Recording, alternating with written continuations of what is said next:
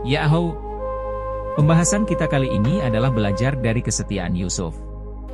Masa muda Yusuf, seperti yang diceritakan dalam Alkitab, Kitab Kejadian 37, merupakan periode yang penuh dengan peristiwa dramatis dan ujian yang memengaruhi kehidupan dan pembentukan karakternya. Berikut adalah beberapa aspek kisah masa mudanya. 1. Penciptaan cemburu. Yusuf adalah anak yang dicintai oleh ayahnya, Yakub, dan Yusuf diberikan jubah yang istimewa, yang membuat saudara-saudaranya cemburu. Penciptaan cemburu ini menjadi pemicu utama peristiwa selanjutnya. 2. Mimpi-mimpi Yusuf. Yusuf memiliki beberapa mimpi yang mengindikasikan bahwa ia akan memiliki kedudukan tinggi dan dihormati. Mimpi-mimpi ini membuat saudara-saudaranya semakin iri dan marah. 3. Penjualan sebagai budak. Dalam suatu hari, ketika Yusuf diutus oleh ayahnya untuk menemui saudara-saudaranya yang sedang merumput, mereka merencanakan untuk membunuhnya.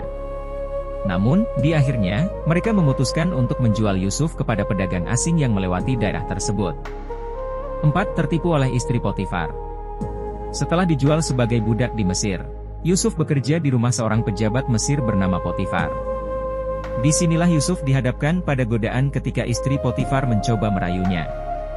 Namun, Yusuf menolak godaan tersebut dan memilih setia kepada Allah. 5. Dipenjara dengan tuduhan palsu.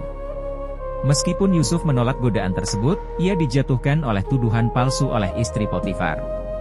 Sebagai hasilnya, Yusuf dipenjara, namun di sana ia tetap setia dan memperoleh kepercayaan penghuni penjara.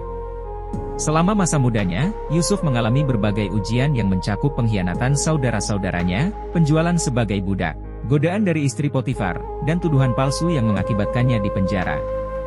Meskipun dihadapkan pada berbagai kesulitan, Yusuf menunjukkan ketekunan, integritas, dan keteguhan iman yang luar biasa sepanjang perjalanan hidupnya.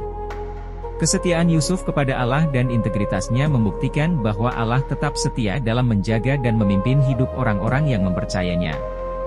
Kesetiaan Yusuf kepada Allah dan integritasnya membawa hasil yang luar biasa dalam perjalanan hidupnya. Beberapa hasil yang dapat dicatat dari kesetiaan Yusuf adalah: 1. Pemeliharaan spiritual. Meskipun dihadapkan pada berbagai godaan dan cobaan, Yusuf tetap setia kepada nilai-nilai spiritual dan prinsip moral. Kesetiaannya kepada Allah memelihara spiritualitasnya dan menjaga kesucian hatinya. 2. Ketekunan dan kesabaran.